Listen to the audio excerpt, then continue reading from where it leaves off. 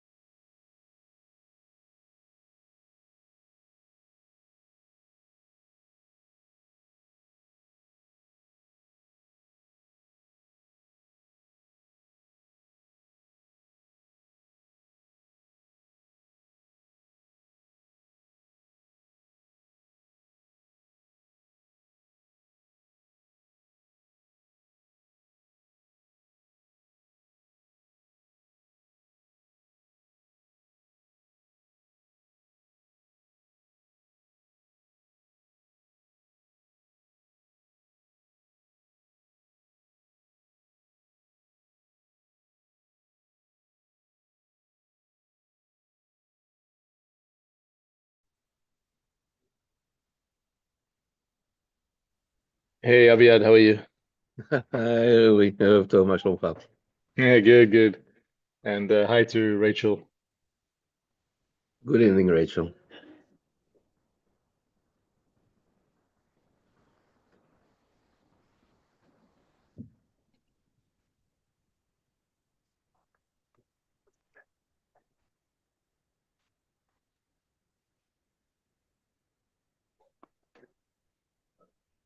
Good evening, everyone. Evening, Tom. It Hey, seems Tom. we are struggling with a few technical difficulties today, but we're already live on YouTube, and I really hope that Younes will be with us any second now. Meanwhile, thank you for your patience. Always.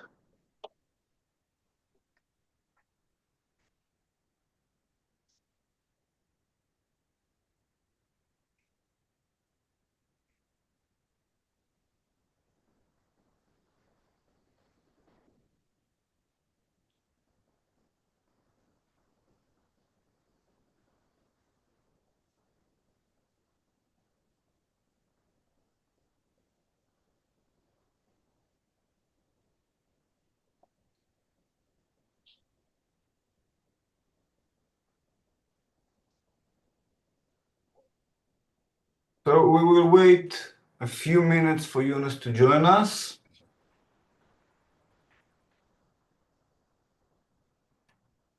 I'm just gonna send a message in the Intel group. Great, much appreciated.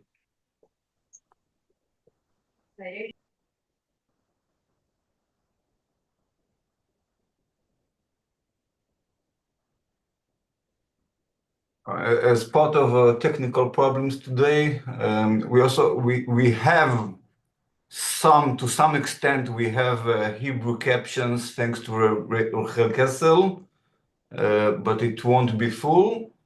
But you're invited to enjoy it if you need it. Hello, sir. How are you? Hello, Younes. How are you? Well, I'm good, thank you. How are you? Is the lighting good? Yes, great. Closing. Good evening. Good to see you. Huh? Good to see you too, man. Is it live Yes. online now? No. Definitely. I appreciate your time. And Thank you very much. we're already live on YouTube, and more people. Okay, let me just before we start, let me share the link on YouTube because I don't have the thumbnail. Do you have the thumbnail? No, you don't. It's okay. Don't worry. I'll just share No. it. Okay, but we'll wait a few more minutes. Is this live on YouTube now? Yes. Everyone's. How many people we have watching so far? I really don't know, since I don't want to interrupt myself. Okay. Feedback, but I'm not worried. Usually those lectures, even if not in the same second as the live, they reach hundreds and afterwards thousands of viewers, and of course we will edit it for also for short short clips for you for TikTok and YouTube, and Sure. we'll get the word around. So I'm not worried about how many people are watching us right now, but I hope that everyone that watching us will have a great time. Sure, I'm just trying to find a good picture so I can put up, because since we don't have a picture, I don't know what picture I can use for my story. Or maybe I can do it later, huh? I can send you a good picture of yourself if you're interested. Yeah, I mean, I don't mind, but maybe we should, I don't know. Okay, wait, let me, yeah, I think I have a good picture, but it's like an AI picture.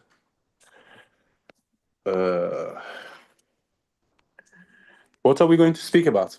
Israel? Well, we speak about the day after the war, Israel, Mhm. the future of the Middle East as you see it. Uh-huh.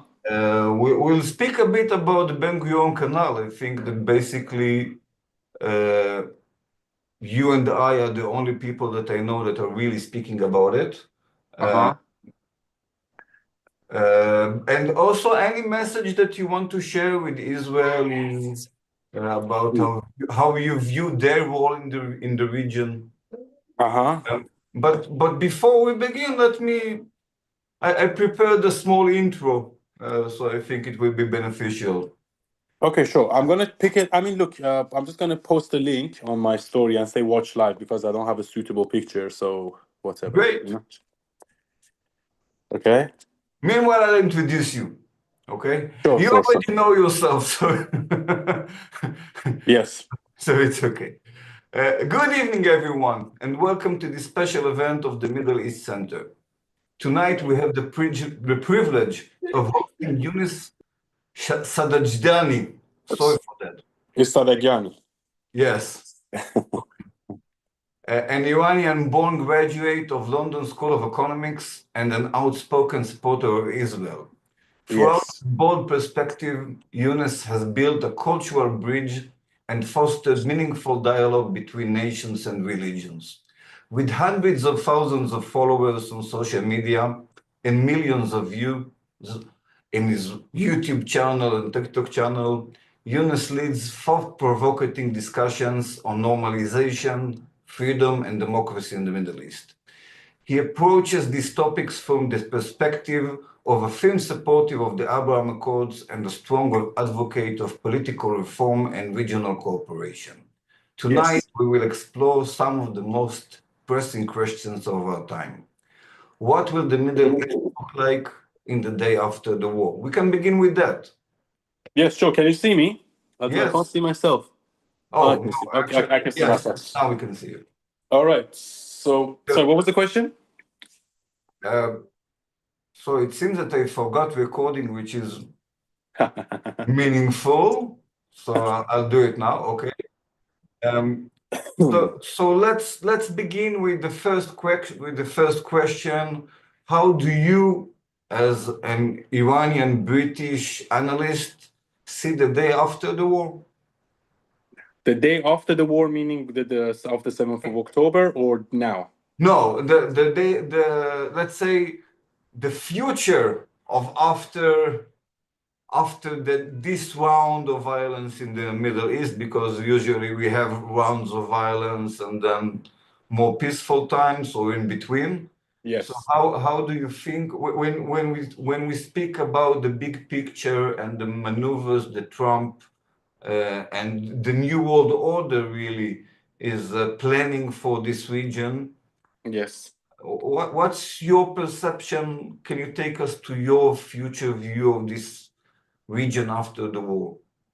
Yes, so I think Trump idea is a good idea because I simply do not trust the Palestinians to run that piece of land because they already had the opportunity back in 2005 with the Palestinian Authority and Hamas when they were given billions of dollars from the international community to rebuild Gaza.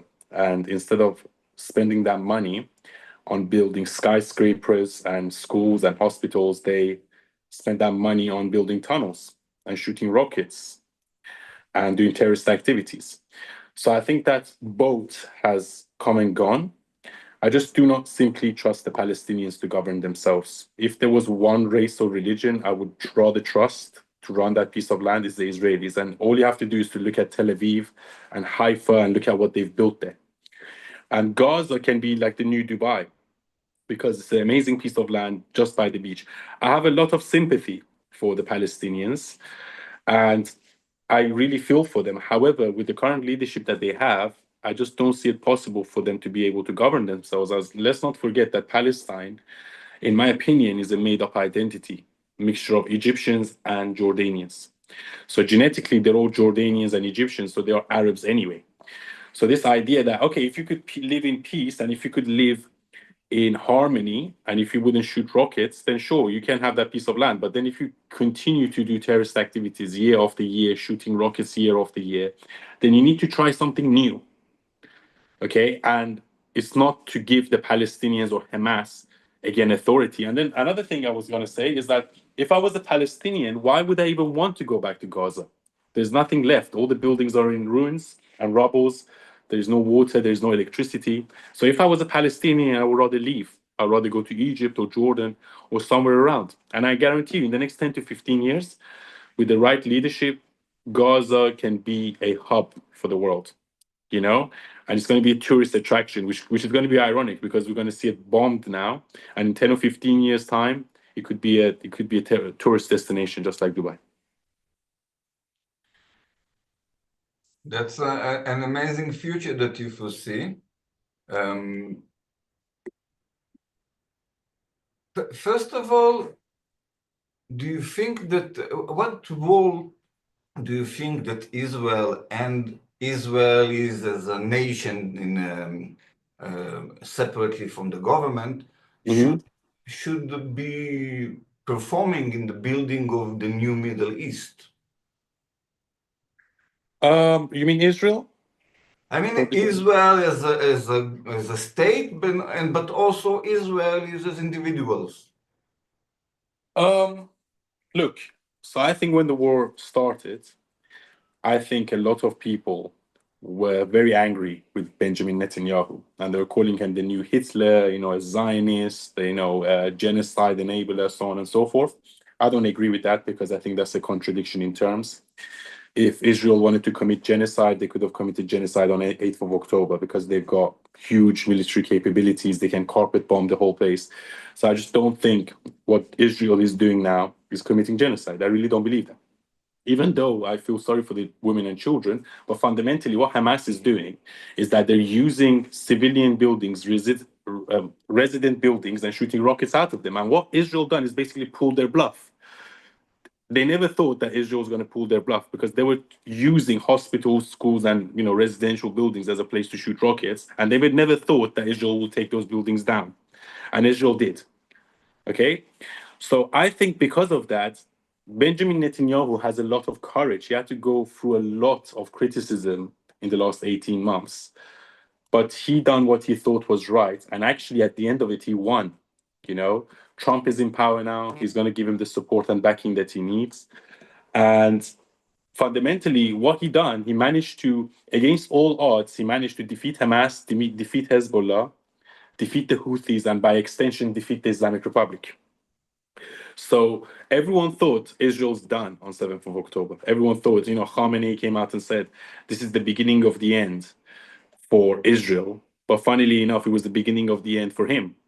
And Hamas and Hezbollah and Houthis, they're all finished now almost. So what ended up happening in this war is that actually Israel got more powerful, not less powerful.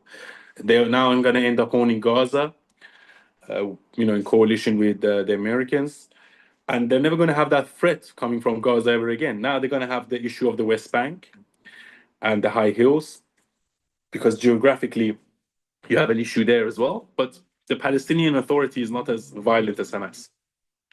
And, I have friends from Israel that say, from the West Bank, because it's higher on the hill, you can shoot rockets directly at Israel, at Tel Aviv. So there is this whole idea about, the expansion.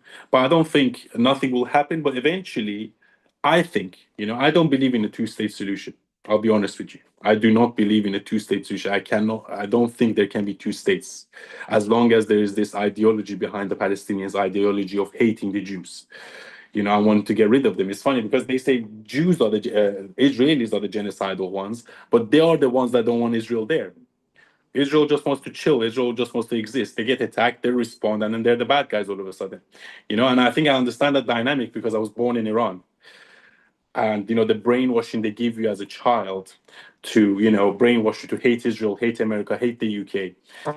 And I think, unfortunately, a lot of Palestinian kids are a victim to that brainwashing. And they cannot quite break free out of that brainwashing. So they're like, oh my God, the problem is Israel. But in reality, it's not. You know, Mustapha Hassan Youssef is a great example of someone that has broken through out of that mental cage. Sorry. So first of all, how do you, as someone who grew up in Iran, how do you win the war or the mental war against this kind of brainwashing, as you indicated, not as a military war, but do you have an answer to defeat it on the ideological battlefield? Yes, I think you cannot kill ideas. You can challenge them. And in order for the best ideas to win, because I think history is a battle of ideas, actually. If you look at history, it's a battle of ideas, and eventually one idea wins over another, and over time we evolve and get better and better and better. I'm not a religious person per se, and I believe in God, though. I'm not necessarily Jewish or Muslim or any of those things. I don't think Judaism is superior to Islam, and I don't think Islam is superior to Judaism. I just think there are different ideologies. I think they both have their own flaws. As I said, I'm not a religious person. However, I think what the Palestinians are taught is not even Islam, even though there's a lot of anti-Semitic things in the Quran. But I think the Palestinians are born out of this culture of hate. And there needs to be a massive overhaul and re-education of this. Because, I was reading a textbook of a Palestinian school book, children, from early childhood, they're taught to, kill Israelis. In a children's book, can you imagine? Like children holding grenades and guns and glorifying, suicide bombers and stuff like that. And, something similar happened in Iran, not as extreme as Palestine, but obviously every time you turn on the TV, there'll be people on TV screaming death to Israel, death to America. But, Iranians are smarter than that, so they don't get brainwashed as easily. Or maybe it's because they're not Muslim. Iranians are actually not Muslim, contrary to popular belief. It's something that was imposed on us, and now we have to accept. But actually, 66% of Iranians say they're not Muslim. We have our own religion. It's called Zarathusht, or Zoroastrianism, which is a very open, fun religion, And Persians are not the same as Arabs. So I just think, and this is the very interesting point you raised, because one of the reasons why I started speaking is because people always said, oh, it's okay to speak about everything else. You can speak about capitalism and communism and feminism and LGBTQ, and, it's okay, Before you used to get canceled, but not anymore with Trump coming into power. I think that cancel culture has gone past. But Islam was the only thing you can't criticize. And, like you look at people like Salman Rushdie, people, anyone that criticizes Islam, all of a sudden your life is in danger. Salman Rushdie got stabbed. There was this guy, Salwan Momika, that burned the Quran. He got shot dead. And, we get threats all the time. I've had death threats myself. And I didn't say anything like spectacular saying, oh, Islam is bad. I was just pointing out, when you read the Quran, there are these problematic verses within the Quran. And why is it that you can't criticize Muslims or Islam without criticizing Muslims? And that's why I think I wanted to kickstart to do. I don't speak about Islam only. I speak about everything. And I think that's the only thing that really got me famous because of my background or whatever. But I believe in free speech. And I'm not a racist per se. I'm a culturalist. I think certain cultures are better than others.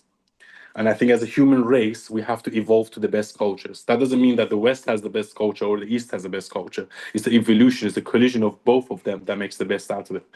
And, I just think Islamic culture is stuck in 1,400 years ago. It hasn't gone through its own Renaissance and Age of Enlightenment the same way Judaism and Christianity has. Oh, thanks a lot for that. So, first of all, it's interesting because in Israel, let's say the public opinion towards what's happening on the West says that we lost. I mean, that we lost on the media war, not on the war on the ground. Yeah. But we lost the propaganda war. We were outnumbered by the pro-Palestinians / Iranian regime supporters, and we have a complicated situation to explain while we do kill innocent people, even that we don't want to do it. But if we listen to you, it seems that we won completely. I mean, if you were the example, then kudos for us, we won. But how do you see it from your perspective? I don't think you've won yet, because I think there's a long way to go. But fundamentally, you have won, and it took a strong leader like Netanyahu to do it. He had to go against the curve when everyone told him not to. And that's a sign of a true, strong leader.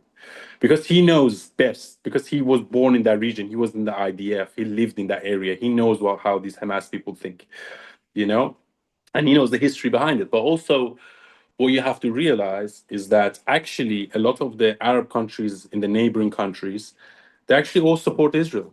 Even though they might not come out and say it publicly, their actions show that they support Israel. For example, Jordan, took out half the rockets that were shot by Iran in the sky. The other half was taken by Saudi. So Saudi and Jordan are protecting Israel. Egypt is not opening its borders to let the Palestinians in. Why? Because they know Hamas are terrorists, because they don't want terrorists in their country. Same with the Jordanians and the Lebanese. Now Lebanon is going to be thriving again because Hezbollah is not there anymore.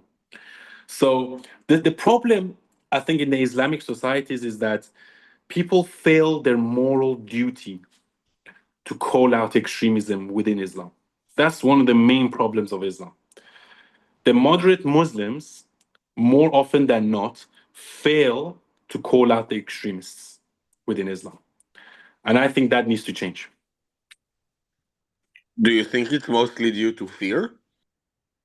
I think there is an element of fear for sure. I think Islam grew by fear and blood. That's just a fact. That's not my opinion. And I think that in the long run, it's not going to work. So it's better even for them that they evolve. They will live a better life and have a better society. Your camera's gone, by the way. No, it's okay. You said earlier that Hamas and the Houthis are, I think you said gone or almost gone. Yeah. From nowadays perspective, it doesn't seem so, at least from the Israeli perspective. I understand what you're speaking about, but probably you're a bit ahead of your time.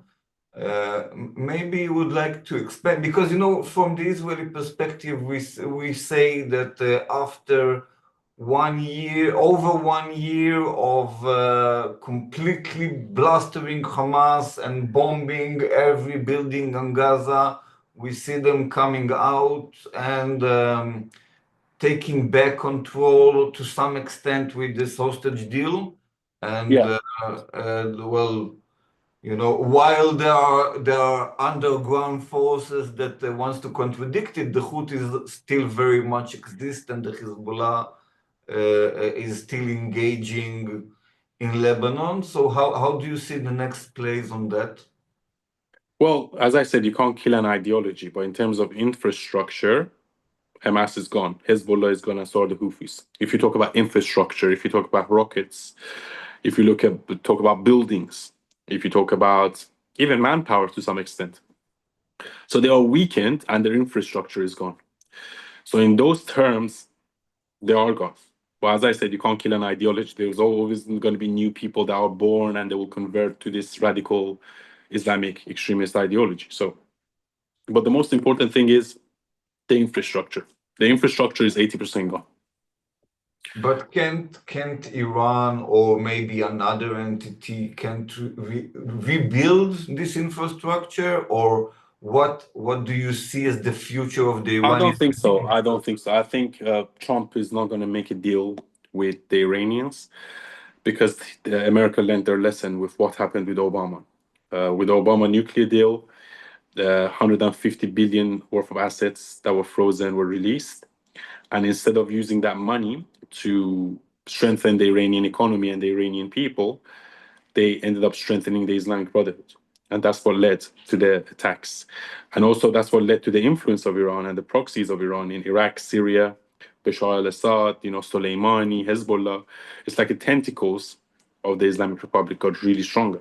And I think what happened during this war, even though it was provoked by Iran to stop the Abraham Accords, by the way, it actually ended up having the opposite effect. Even for the short term, everyone thought Israel is the villain and, they're the bad guys, blah, blah, blah. But at the end of the day, the truth shall set you free. And at the end of the day, after almost 18 months, the Iranian regime tentacles are gone. Islamic Republic is weakened. We have a new president that I don't think wants to make a deal with Iran. He just says he wants to make a deal with Iran, but in reality, he doesn't. And he's not stupid. So I think the Islamic Republic itself could be gone within the next 2 to 4 years. How do you think it will play out? Or Okay.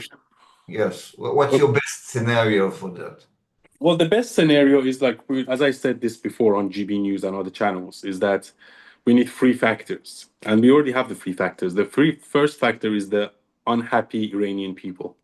80% of the Iranian people are not happy with the regime. And not only they're not happy with the regime because of the ideology of the regime, it's because also financially they're very hurt. They don't have money, they don't have gas, they don't have water. Iran is one of the richest countries in the world. In an Australian university, actually done a study on Iran, it should be the 5th richest country in the world by natural resources. The 5th biggest economy in the world should be Iran. And it's not, it's like 118th. Why? Because we have idiots running the country. So I think that reason alone should be enough for the Islamic Republic of Iran to go. However, there are deeper layers. There's the Islamic side, there's the oppressive side, oppression of everyone, including women in Iran, they have to wear the hijab. So if you look at all these societal and economical factors, it's just like a pressure cooker. So the people are extremely unhappy, okay? Second one, we need a strong opposition to the Islamic Republic. We don't want someone that appeases them. And we have Netanyahu and we have Trump, neither of which are going to appease Iran. We also have Mohammed bin Salman, which is also, again, very against the Islamic Republic. So when you look at all these factors, when you look at all these neighboring countries, you realize that actually everyone is against Iran. Bashar al-Assad is gone, and even the new guy doesn't like them. So when you look at it, in the region, a majority of the countries don't like Islamic Republic and they want them gone. You combine that with international support and an unhappy domestic situation, and it's almost a matter of time before there's an uprising. But what I would say is that we need maximum support for Iranian people, because we had a similar situation 2 or 3 years ago with Mahsa Amini, and I don't think we had the support we needed. I think this time people are wiser. I think Trump and Netanyahu will support the people of Iran. So basically what you're saying is that the next attempt for revolution might get a better support from outside, and that can be the difference. Yes, and I just think that Americans and the British and the French are the ones that actually caused the revolution in Iran back in 1979 for different reasons. We can't just blame them, but one of the reasons was to bring down the price of oil. But they also realized that, unfortunately, in Iranian society, they can easily use Islam as a tool to cause a revolution. And that's why they replaced the Shah, which was a very forward-thinking, progressive figure, with a religious one called Khomeini, which was actually trained by MI6. So when you look at those factors, but then it had a lot of benefit for the British and the Americans because they got very cheap oil for about 20, 30 years. But 46 years onwards, they realized that it's not even in their benefit anymore, because I speak to a lot of Iranians and they say, well, how do you expect the Americans and the British and the Israelis to help us? They're the ones that caused this situation in the first place.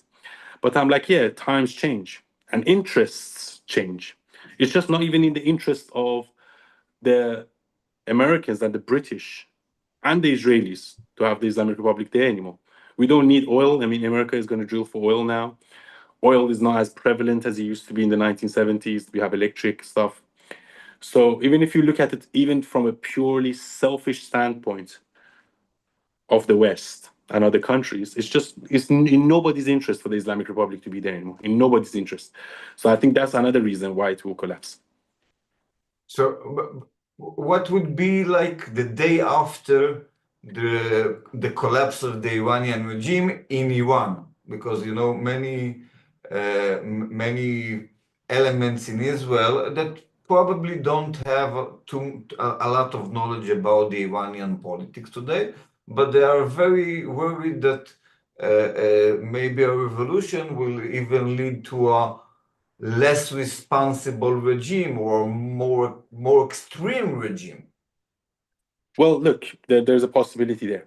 We can't rule it out, you know, and that's why we need strong leadership. And I think that's the third important factor, that we have a strong leadership from outside or from within Iran itself. But I don't think within Iran it's going to be possible. We need a strong team of people, not just one person. We need team of people, a cabinet of strong individuals, wealthy, entrepreneurial, smart Persians abroad, and make a cabinet, and so they can come and, you know, if the regime falls, and we also need money, and we also need some weaponry. You know, it's not that easy, because, you know, the Islamic Republic they're not democratic. If they feel like they're going to fall, they might nuke their own country because they don't care.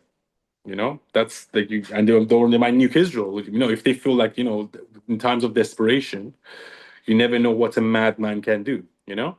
So I think that's a great possibility, but also is a possibility that, you know, we get rid of the Islamic Republic and something similar happens in Iraq and Syria, which was actually ended up being worse.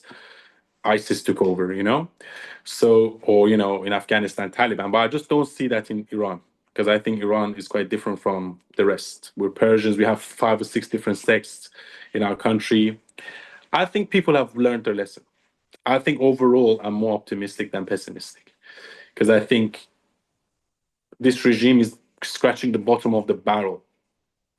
You know, I really don't think we can go lower than this, you know, but never say never. You never know. But overall, I'm a positive person. I just think it will be better for the world and better for the Iranian people and everyone that the Islamic Republic of Iran grows. And I think with the right leadership, it's more than possible. Because you look at places like Saudi Arabia, for example, and in 2018, women couldn't drive until 2018, you know, and look what they're doing now. Look at Dubai and look at Qatar and look at all these countries, what they're doing. And I actually think Iran is richer than all of them. They have more gas, more oil, better, more forward-thinking culture, more Persian style, not Arabic, not Muslim. So I think Iran can be absolute gold mine. It just depends on the leadership at the top, because I think leadership is always very top-down. It's not bottom-up. If you have a few smart people at the top managing everything, the country will run well, even if the population is not that clever. However, if it's the opposite, if you have you know, few bad individuals running the country, even if the population is competent, the society is not going to run well. So I think leadership is very, very, very important in life and in especially in government and in politics. I think Napoleon said, "I don't fear an army of lions led by a sheep. I fear an army of sheep led by a lion." So I think that's what the situation is, because I think in Iran it's the opposite. I think in Saudi Arabia, there's people at the top, they're very smart and very clever, even though the basic population is still very Islamic and still very backwards. Whereas in Iran, it's the opposite. The leaders at the top, they use a religious theocracy to control the population. But people like us, I'm one of the people. And the people are very forward-thinking, but they can't do anything because of their government.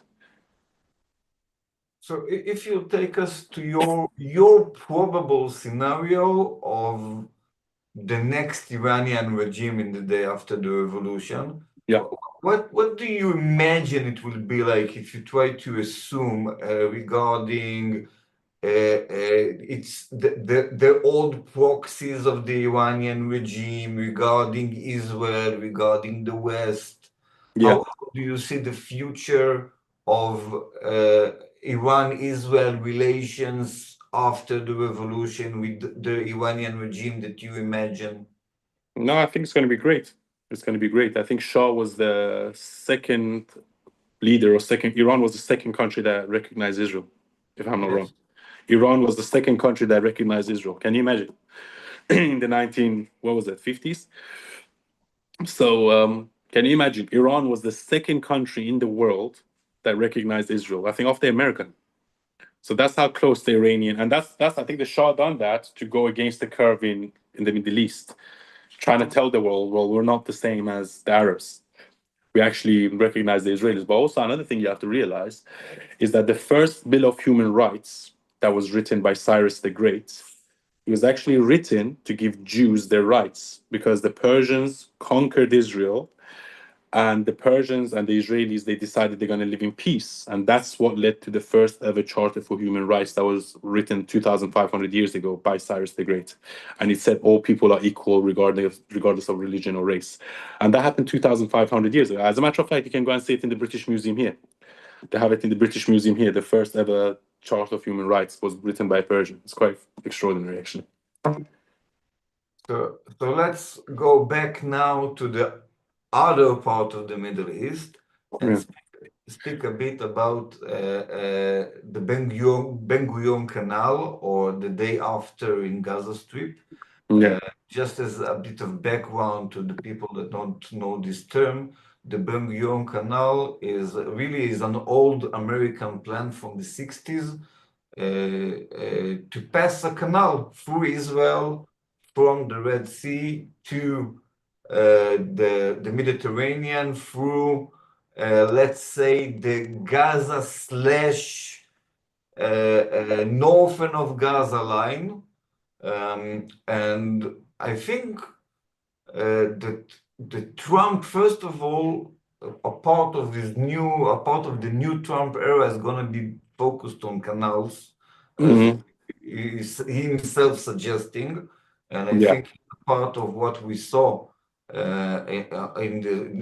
especially from the Houthis, in terms of creating a threat on global trade. Do you think it's this, because I saw that you spoke about it as well, do you think that this plan is becoming realistic, or something that is being promoted seriously now that basically Gaza Strip is, or the north of Gaza Strip is no longer a built area? Well, it depends why do you need the canal in the first place, because the Houthis can still attack regardless of whether you build two canals or not, because they attack from earlier in the route. Yeah. But anyway, regardless of that, I was reading this somewhere, or maybe this is my own philosophy.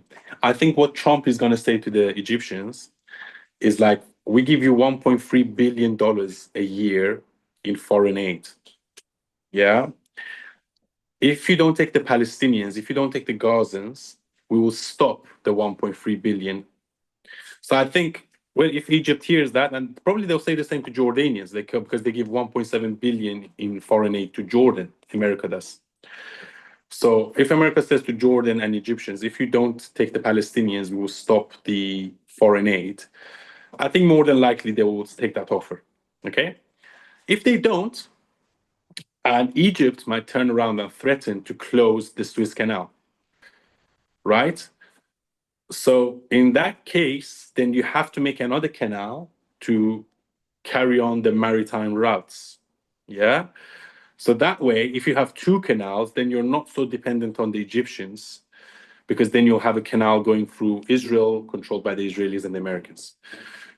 But regardless, do I think it's going to happen? Yes, probably. Even if the Egyptians agree to take the Palestinians in, I think they're going to have two canals instead of one. But the question is why? Why would you want two canals? If you more trade, more ships, okay, fine. If that's the case, then sure. But I also think there's a political element to it, to say, well, we don't even need your canal anymore. We have our own. So basically, in the next few days, you talked about Egypt, which is a key player now. Basically, what we've seen in the next few days, or after the emerging of the new Trump plan that was announced, we saw a serious backlash from the Arab countries, very vocal statement by Saudi Arabia, and even the UAE wasn't that happy. And I don't know if you're aware of it, but in Israel we received many cancellations and angry messages from people in the Gulf or in the entire Arab world. Do you think it's like a negotiation thing, or because some people in Israel think that we are in the highest risk for war between Israel and Egypt since the 70s? I don't think so. I really don't think so, because look, at the end of the day, as I said, Egypt already went to war with Israel. They lost. And actually Gaza, I think, is Egyptian, basically, because there was a war, and Gaza was a concentration camp actually belonging to Egypt. But then after the war, it was one of those like no man lands, and then Israel, Egypt bore a very strong border across. Was okay, fine, but I think it was also strategic to discredit the Israeli state. And as I say, Palestinian is a made-up identity to discredit the Israeli state. And it all happened after the war with Egypt and also with the war with Jordan. But regardless of that, I don't think Egypt wants war with Israel, because then they're gonna sacrifice their relations with America. And their relation with America is very strategic partnership that they have. As I said, they get $1.3 billion annually in terms of foreign aid, military aid, stuff like that. So do you really want to sacrifice $1.3 billion a year from America just to go to war with Israel? But for what even? Like what? What are you going to gain out of the war? Are you going to invade Israel? No, I don't think so. So what's the point? Yeah. A good question. So, usually, first of all, I would like to ask you on a personal note, being a media personality, Iranian, with let's call it a Middle Eastern / Muslim background, speak very freely about supporting Israel. What's it like? Do you receive threats? Do you have problems with your family or your social environment for it, or is it really obvious? No, I don't have issues with my family, although they are sometimes scared for my safety. Overall, I think at first, because some of the stuff I was saying was quite outspoken and it was quite unusual, because you don't see people like me saying the stuff that I say, unless you're Israeli. And for an Iranian person to come out to say the things that I say, at first it caused a lot of stir. And at first I was accused of being a Mossad agent, or like a spy or this, and I'm getting paid by the Israelis to do this. It was not true. I just have an accurate reading of history, And as a matter of fact, when I graduated university, I was more pro-Palestine, and I was like more socialist, left-leaning. And it's because, the universities, they indoctrinate you. The majority of the people in the universities are left-wing socialist scholars and lecturers. So when you come out of university, you're very anti-capitalist, have this victimhood mentality. But then as I started working and as I started doing independent research, I realized that, Israel is in the right, And I think majority of the people that come out and protest, they're just ill-informed. They really just are ill-informed, or maybe they have this hatred of the Jews, or they think like these conspiracy theories in their head that the Jews control everything, and the Zionists and the Rothschild, and it's all this big conspiracy by lizard people to come and conquer the world, and the Zionist people are the problem. It's for the birds. It's for the birds. So I like to live in reality. So, usually, of course, as Israelis were in one of the centers of the global war today, we tend to look at our side or our region and what's going on over here and to focus only on that. But it seems that Trump and some more key players around the global table are initiating this new approach of a global deal or new global agenda. And probably the deals between the key players are not only regarding the Middle East. Yeah. Can you give us some insight to what you think is going on the global scale in this new era? Yes, I think that Netanyahu and Trump are going to redraw the Middle Eastern map. And that's going to be Israel with Gaza and maybe even the West Bank. I'm not sure. Iran's going to change. And also, they're going to use that as a token with their negotiations with Russia and Ukraine because, you know, Islamic Republic backs the Russians. They give them like airplanes and stuff. So they'll say to Putin, look, we're going to take the Islamic Republic out. So they're not going to support you anymore. You better stop this war, but otherwise it's going to end up worse for you. So I think overall what's going to happen is that the Russians are going to betray the Iranians just so they can have 25% of Ukrainian land. They will keep that land. Yeah. Iran will fall. Israel will stay, probably get stronger and larger. Ukraine will have 75% of its land and join a military alliance, probably not NATO, but another military alliance, or they'll be given nukes, or they get protections from the world to stop another war. And also, I think America under Trump is going to attempt to maybe take over Greenland and also Canada, but obviously not through military means, but through saying, look, a referendum, because I actually know like majority of Canadians, if they had the choice, they would join America. So through a referendum, he can easily take over Canada if he wanted to, but also he can take over Greenland. And if you look at the globe, actually Russia and America are right next to each other from the other side. Like Alaska is touching Russia from the eastern, yeah? So Greenland and Canada are actually a strategic piece of land and alliance going against the Russians, you know? And that will make America the biggest country in the world if they manage to take over Greenland and Canada. So I think one of the strengths that Russia has, and one of the reasons Russia will never be invaded, and it's impossible to win a war against Russia, is because they're so huge. They're massive, you know? They're like 2 continents put together. That's how big Russia is. So you're never going to win a war against Russia. And that's why I always say, just you know, let's negotiate with the Russians, because it doesn't make sense to go to war with Russia, A, and B, they have nuclear bombs.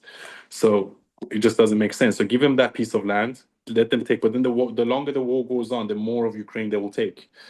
So it's a losing strategy. Time is against us. And I think I have some delusional people thinking like, oh, they're going to take the land back. I don't think they're thinking straight. I think that's what's going to happen. Russia's going to take over 25% of Ukraine. Islamic Republic will most likely fall. Israel will take over Gaza. And America is going to strengthen its alliances in the Middle East. Also, Abraham Accords. I didn't mention that Abraham Accords is going to be signed. So Saudi Arabia is going to normalize relations with Israel.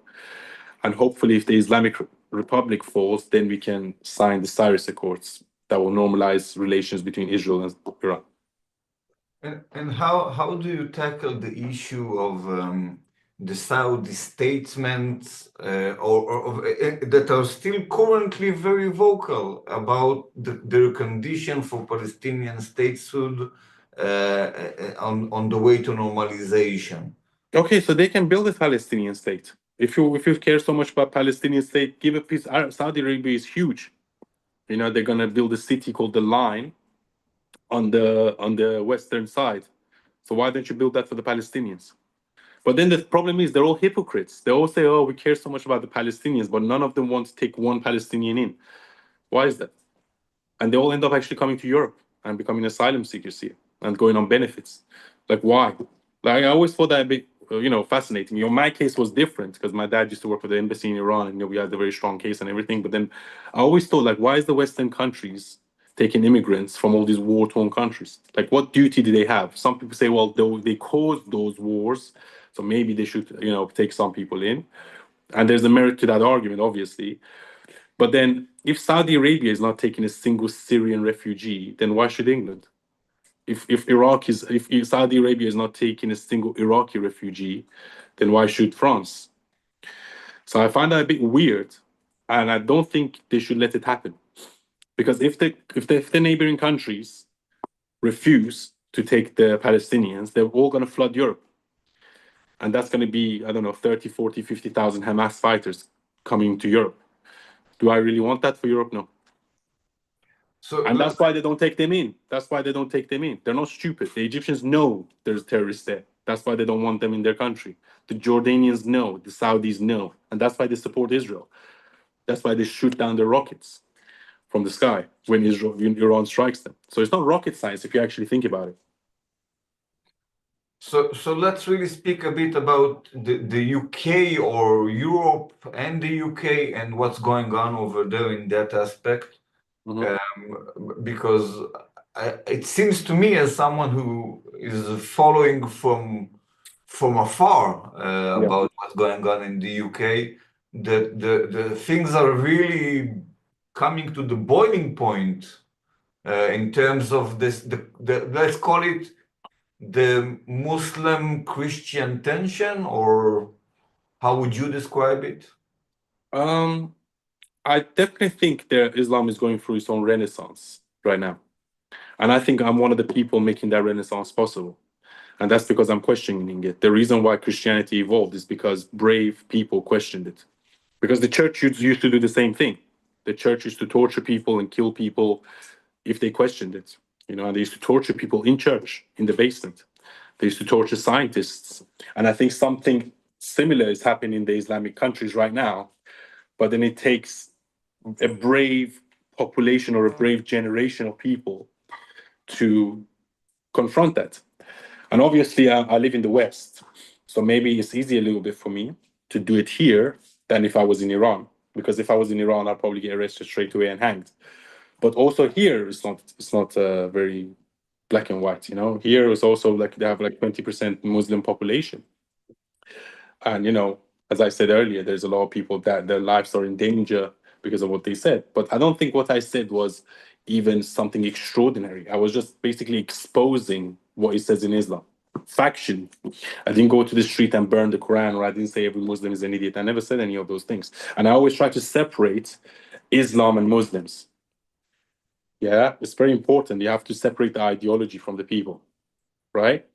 So, and I always use this example because my granddad was a Muslim and he was the greatest guy ever. You know, he used to wake up at 5 a.m, pray 5 times a day, never smoked, never drank. I never even heard him swear. He never cheated on my grandma. They were married for like 60 years. So a lovely guy, and he used to love me, and I used to love him. And I remember, like when I was like 3 or 4 years old, he used to take me to Friday prayer, and I have the whole prayer. So I'm very careful to distinguish between the people and the ideology. You know, so it's important not to alienate the Muslims, because at the end of the day, they're going to be there and they're going to exist.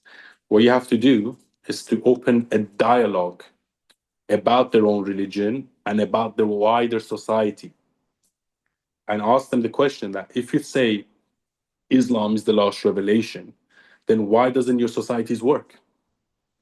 And why is it that every society that moves away from Islam, such as Saudi Arabia, such as Dubai, such as Qatar, all of a sudden their societies accelerate? And why is it the more you try to implement Islamic law, such as Taliban, Islamic Republic, ISIS, Hamas, Hezbollah, your societies turn into hell? So it's a very important dialogue and question. It's a question that's already been asked in Saudi Arabia. You know, the reason why I like Mohammed bin Salman, the crown prince of Saudi Arabia, is because he actually came on TV and said this. He came on TV and said, we cannot live by rules and norms set 1,400 years ago if we want to go to the future. He actually came out and said it on state TV. Can you imagine? So for him to come out and say that, I think it was very brave. But look what's happening in his country now. All the boxing events, the World Cup, everything's going to Saudi. And you look at their neighboring countries, what they're doing and what they're building, Dubai, Qatar. It's amazing what's happening there. And it just shows you how good leadership can change a society within a decade. So given you the vast experience that you gained in having this dialogue with the Muslim world and asking those questions and trying to make people rethink some topics, how would you conclude it so far? Is it working? Do you think that people are responding to it? Do you see any awakening in this kind of dialogue, or you get mainly curses? At first, I used to get a lot of heat, like a year and a half ago. However, I feel like over time, 99% of the people support me. Anyway, from my comments and my likes anyway, and the messages that they send me and stuff like that. So I would say 99% they support. But even the 1%, I don't think they're so vehemently against me because they realize that I'm also not against them. I'm just trying to have a conversation. Like I don't think I'm a divisive figure. I'm only so far as divisive, I try to tell the truth. If the truth is divisive, then so be it. So I don't really try to be controversial. I don't try to go out of my way to offend people, you know? But I think certain truths need to be told, and that's what I try to do. Thank you so much for those answers and your time. Thank you. Have anything that you would like to add or a message to the Israelis? I have a lot of Israeli friends, and actually, funnily enough, before I even got into politics, I used to go out a lot in London, and a lot of my friends ended up being Jewish. And I actually didn't know some of them were Jewish until the whole October 7th thing happened. So I don't know, for whatever reason, I always seem to have this connection with Israelis and the Jews, and I've been invited to a lot of Shabbat dinners in London and stuff. And I have a lot of friends, a lot of fans in Tel Aviv that actually ask me all the time to come to Tel Aviv, and they say, you can come and stay with us. And I have friends that travel there all the time. One of my best friends is in Tel Aviv now. So I will definitely come for a visit, for sure, one day. We're looking Maybe forward. soon. Yeah, maybe soon, and I'll see you there. Maybe I'll give a conference in person, huh? We were looking forward, and we would love to host you. Definitely. We say in Israel next year in Jerusalem, there's a phrase, I hope to see you next year in Jerusalem or Tel Aviv. Okay. Or maybe, this year. maybe sooner than next year. Yes. Another question from the chat, if you don't mind. If in the fourth year time, Democrats win the White House, all Trump did but could not finish will be in serious danger. Your thoughts, please. Yes, but that's why he needs to act very fast. He needs to act quick, and I think he's already acted. But at the end of the day, even if they try to kill Trump, for example, I think Vance is going to take over. And I think what the presidents do, they leave instructions on what they want to do. So the vice president has to follow those instructions. For example, Trump apparently put instructions, if the Islamic Republic tries to kill him again, what the next administration should do with Iran. So I think look, this is my prediction, and maybe in 4 years' time you could say I'm wrong, but I think I'm right, so you can take it to the bank. I think J.D. Vance is going to be the next president of the United States after Trump. I don't think the MAGA movement is stopped yet. I think this movement is going to go on for the next 8 to 12 years. I just don't see the Democrats winning because they have a lot of issues domestically and internationally. They don't have any charismatic leaders. So unless in the next 4 years they manage to find a populist, charismatic, funny leader that's also very assertive and strong and also answers to the needs of the American people and people worldwide, they have no chance. It's as close to zero as you can imagine, unless they find someone. But it's not going to be your old type of candidates. It's not going to be establishment candidates. It's not going to be Biden. It's not going to be Kamala Harris. It's probably going to be a TV host or a celebrity, someone that has a rapport with people. I just think the age of establishment politics is done. I think we're entering a new age and a new dawn of more authentic politicians. And I think that's happening everywhere. It's happening here in the UK with Nigel Farage and the Reform Party. And I think Nigel Farage is going to be the next prime minister of this country. So those are two predictions. Wow, major ones. So you're Yes. saying the next generation of politicians will be media personalities. Not media personality, but more populist, more authentic personalities. Not the robotic, read off the page type of politician that we used to have for hundreds of years. Interesting. Yeah. Younes, thank you very much for your Thank time. you for having me. Fascinating. And really, we hope to see you soon in Jerusalem or Tel Aviv or wherever. You are more than welcomed. Thank you so much for it. Thank you. But yeah, I just want to let you know something. You at the beginning, when you done the instructions for me, you forgot to record. So if you want, you can do it at the end, or Yes. maybe after you upload the video, maybe record that part so people know. Oh, you know what? So I'm gonna redo it now. Okay. Okay. Great. So good evening, everyone, and welcome to this special event of the Middle East Center. Tonight, we had the privilege of hosting Younes Sadjadjani, an Iranian-born graduate of the London School of Economics and an outspoken supporter of Israel. Throughout his bold perspective, Younes has built a cultural bridge and fostered meaningful dialogue between nations and religions. With hundreds of thousands of followers on social media and millions of views on his YouTube and TikTok channels, Younes leads... And Instagram. And Instagram, of course. Younes leads thought-provoking discussions on normalization, freedom, and democracy in the Middle East. He approaches these topics from the perspective of a firm supporter of the Abraham Accords and a strong advocate for political reform and regional cooperation. Younes, thank you so much for this evening. Thank you very much for having me. Appreciate it more than Thank gold. you. Thank you very much. Bye-bye. Bye. Bye-bye.